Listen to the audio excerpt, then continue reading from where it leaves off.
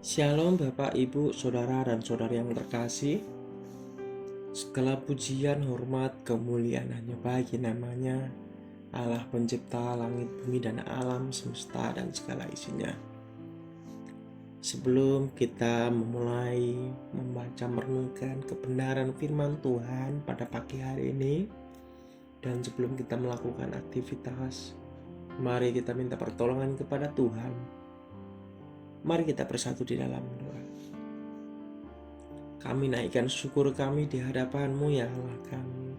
Terima kasih untuk nafas kehidupan yang baru yang kami boleh rasakan, yang kami boleh terima melalui Roh Kudus yang selalu menjagai kami di sepanjang malam tadi hingga pada pagi hari ini. Segala pujian hanya kemuliaan bagi nama-Mu. Sekali lagi kami mengucap syukur kepada-Mu untuk segala kebaikan-kebaikan yang Kau nyatakan di dalam kehidupan kami. Dan kami siap membaca merenungkan kebenaran firman-Mu di dalam nama Yesus. Haleluya. Amin. Bapak, Ibu, dan saudara-saudari yang terkasih, renungan kita di pagi hari ini bertema Tuhan semesta alam akan memerintah, yang terambil dalam kitab Yesaya 24 ayat 17 sampai 23. Lembaga Alkitab Indonesia memberi judul Bumi Dihancurkan. Hai penduduk bumi, kamu akan dikejutkan, akan masuk ke lubang dan jerat. Maka yang lari karena bunyi dan mengejutkan akan jatuh ke dalam pelubang. Dan yang naik dari dalam pelubang akan tertangkap dalam jerat. Sebab tingkap-tingkap di langit akan terbuka dan akan bergoncang dasar-dasar bumi. Bumi remuk redam, bumi hancur luluh, bumi goncang ganjing, bumi terhuyung-huyung sama sekali seperti orang mabuk dan goyang seperti gubuk yang ditiup angin. Dosa pemberontakannya menimpa dia dengan sangat.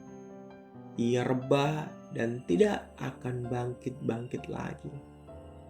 Maka pada hari itu Tuhan akan menghukum tentara langit di langit dan raja-raja bumi di atas bumi. Mereka akan dikumpulkan bersama-sama, seperti tahanan dimasukkan dalam liang. Mereka akan dimasukkan dalam penjara dan akan dihukum sesudah waktu yang lama.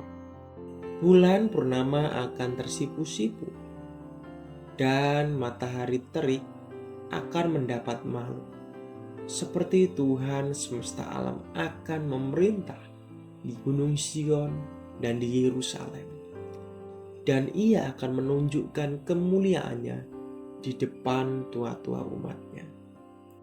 Yesus mengajarkan bahwa satu-satunya cara orang percaya dapat lolos dari semua yang akan terjadi di dalam Lukas 21 ayat 36 ialah dengan cara menjaga diri terhadap dosa dan bertekun di dalam doa kepada Allah memohon kasih karunia.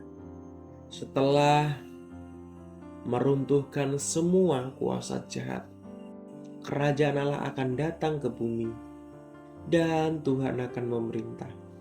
Di dalam Wahyu 20 ayat 1 sampai 4 dan di pasal 21 ayat 1 sampai 9. Baru pada saat itu Allah akan menerima kehormatan dan kemuliaan yang layak diterimanya. Pasal-pasal ini membahas peristiwa-peristiwa akhir zaman dalam bahasa apokaliptik. Jenis bahasa yang dipakai dalam kitab Wahyu. Pasal ini berbicara tentang hukum Allah atas dunia karena dosanya dan tentang berkat-berkat yang telah dipersiapkan untuk umatnya. Pasal ini melukiskan hukuman Allah yang akan datang atas seluruh dunia dan penghuninya. Ia akan membinasakan sebagian besar bumi dan penghuninya.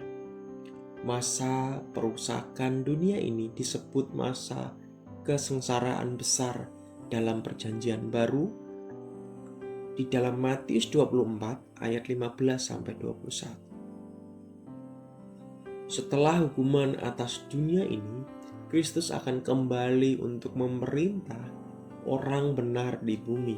Di dalam Wahyu 19 ayat 1 sampai 20 dan 15. Murka Allah akan melanda seluruh bumi karena umat manusia telah mencemarkannya dengan dosa, kejahatan, dan kefasikan.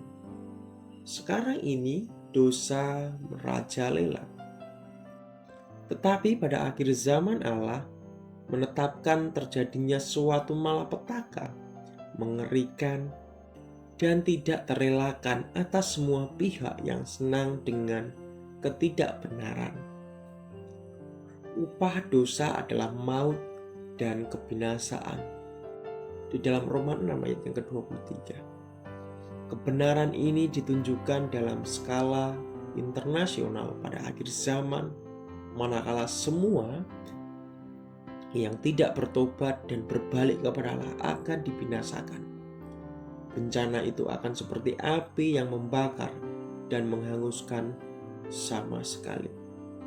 Di dalam Yesaya 1 ayat yang ke-31. Orang benar yang tetap setia kepada Allah akan bersuka cita dan memuliakan Dia ketika melihat pembinasaan sistem dunia yang korup ini. Mereka akan senang atas kekalahan dosa dan kejahatan di dalam Wahyu 18 ayat yang ke-20. Di mana para malaikat dan orang percaya diperintah untuk bersuka cita atas hukuman Allah yang adil terhadap sistem iblis dan kejahatan umat manusia. Bertentangan dengan sukacita karena kemenangan yang akan datang atas kejahatan, Yesaya sangat sedih karena semua dosa dan pengkhianatan di sekelilingnya.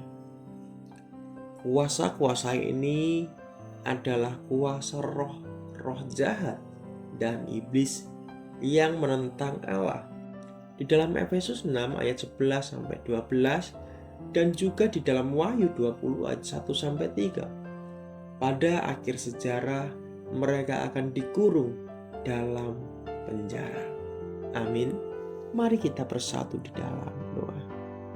Terima kasih Bapa untuk perenungan kebenaran firman-Mu yang sudah mengingatkan kami bahwa Engkau akan memerintah alam semesta, bahkan bumi akan dihancurkan ketika kelak nanti. Dan kami percaya ya Bapa bahwa di hari penghakiman nanti biarlah kami tetap setia mencari Engkau, memuliakan nama-Mu. Kami tidak menyimpang dari kehendak-Mu, sehingga kami menjadi umat-umat pemenang, umat-umat pilihan Allah. Dan kami percaya bahwa ketika kami terus bersandar dan berharap padamu, dan percaya dan melakukan kebenaran firman-Mu, nama-Mu dipermuliakan melalui kehidupan kami. Terpuji-puji kekal nama-Mu di dalam nama Yesus. Haleluya. Amin. Shalom, selamat pagi, selamat beraktivitas. Tuhan Yesus memberkati kita semua.